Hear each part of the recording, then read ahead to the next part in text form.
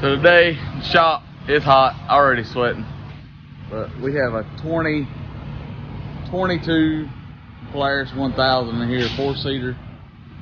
Got 2 miles on it.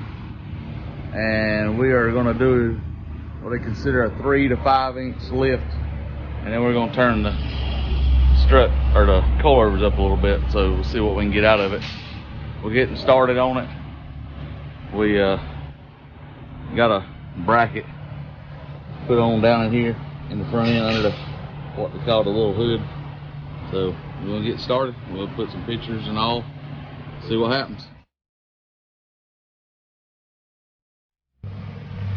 So it's a little hard to see, but we do have this is a Highlifter brand lift. We do have the brackets front and rear that mount the shocks. See, it's got a spacer that goes in for the actual factory struts or coilovers, whatever you want to call them. It's actually a coilover, adjustable coilovers on this one. It has a spacer, goes in there to take the space up, and has a washer on each side of the bracket, factory bracket, to space out the aftermarket brackets. So it's all in there, hooks up around the curve amidst the bar, and so all that's in there. Now to put the coilovers back in the front and get them adjusted a little bit, and the front will be done. Alright, so we got the coilovers back in it now. You noticed earlier I'd let the brackets loose. I leave them loose because if you put the strut or the coilover back in, see if I can get to where you can see it, there's a spacer that goes right there, and you have to work it in. And if you don't leave the brackets loose, then it's hard to get that coilover in and get that little spacer put in. So leaving the bracket loose helps that. Oh, this kit does come with the nylon lock nuts, which I like. So now the coilovers is all back in it. Everything's tight. You have to unplug the headlight wires on this one, and that's what I'm doing now, is rerouting the headlight wires and plugging all that back in. Up here under the hood, this brace here is loose. You can see you got to take it out because this wiring harness has to run a little different. You can put it back over it, but you have to unclip all of them and then leave this brace out while you're doing the kit. It don't tell you in the instructions to do that, but I found out on the couple I've done, it's just easier. It's a Torx bit here and a 10mm back here, and then this just rests on the fan. It just holds the fan steady. So once you take the 2 bolts out, it just pulls out, and it just lets that wiring harness have more room to move and relax, so you can get that front bracket and the rear bracket, because it goes down under and comes up on the back side with this bigger harness, and it's just easier to get that harness to relax so you can get all the brackets in. But we have everything plugged back in now. We got a couple zip ties I'm gonna put on. I just like to tie the wires up when I do these, and get these bolts here back tight, and we'll let the front down and see what it looks like. Alright, so the front's done. Front's complete, back together, the hood's on it. Adjusted the struts up, or the coilovers, I don't know why I keep calling them struts. Adjusted the coilovers up about 2 rounds on the front with the lift. This is the wheels and tires on it. It's a 33 1250 20s. It's on a 20-inch wheel. You look at the back, you can kind of see. We'll do a tire comparison when we get done. But that's front to back with the front done. So we get it all done. We're right around. I done turned it around to do the back. So I settled the front, so that's where the front ride height's going to be. Once we get the back done, we will run it around outside a little bit, settle off the suspension, and then try to adjust the toe in, because the customer is going to ride this one on the highway. It is street legal. So let's see if we can get the rear done. Alright, so we're tearing into the back. You gotta take a bunch of bolts out. Right here, I always take the back plastic off and support it up with some bungee straps. And you gotta pick the bed up, pick it up, put a block of wood under it. Then you can take the coilovers loose, which bolts up in here. You see them bolt holes where it bolt come out of. Take the bolt out of there, I can lay them back, take a bungee cord and strap them up. And now with the bed up, I'm going to have to pick it up a little bit more because the bracket goes up in there and goes over the top of the rail. So get them in and then let's see what they look like.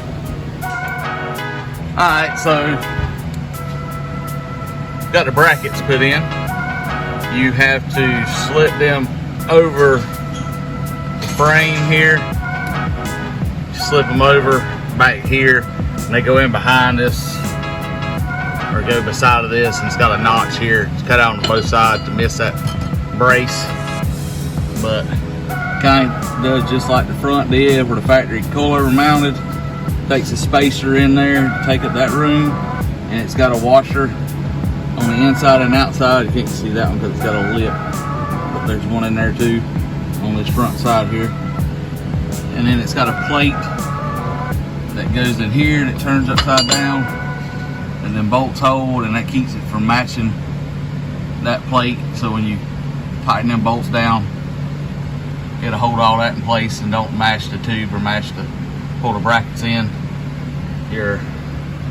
And the coilover will mount back here now, so it just stands the coilover up, which raises it up. And then we're going to adjust the height a little bit. Probably turn them 2 rounds like we did the front.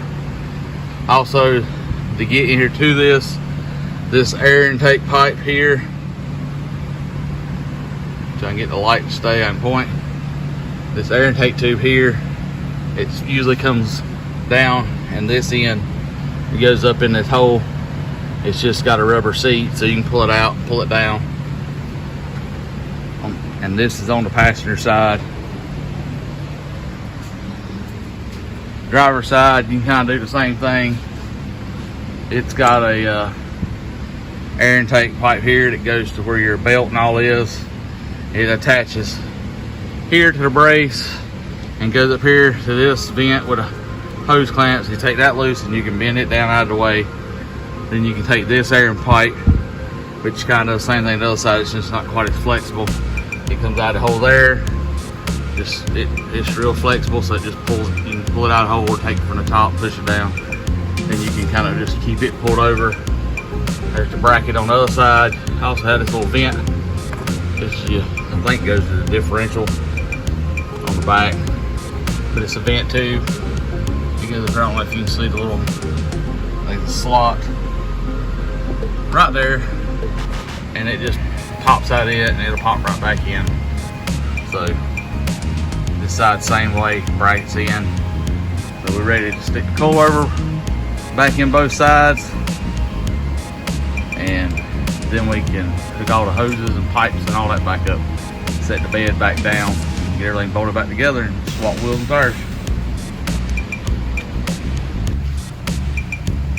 All right, so the rear is all back together. All the tubes is back in place. We've turned it around, settled it out. All the rear is back. These are actually his turn signals on each side. I had to do a little bit of rewiring and cleaning up some of that for him. A little indicator light on the dash right here. He's got a horn, and then this lets you know when the turn signal is on, left or right. It blinks. That wouldn't work when it come in, so he had me to fix that. Got the wheels and tires all the way around. It is setting level. We drove around, settled it out. This is the difference in just standing side by side. You can split the difference, but a little bit taller. ended up with turning the coilovers up. We got about 5 inches of lift out of the kit, I'd say. It did stiffen the front right up a touch, so we quit with just 2 rounds, but looks pretty good. We'll set the toe in, torque the tires, or torque the wheels, and take it outside, give it a test drive, and we'll take some pictures of it.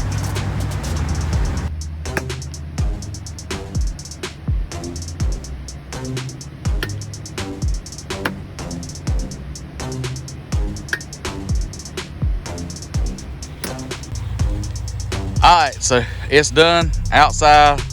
Like I said again, it's a 2022 1000 Razor, and it's a 3 to 5 inch kit on 33s.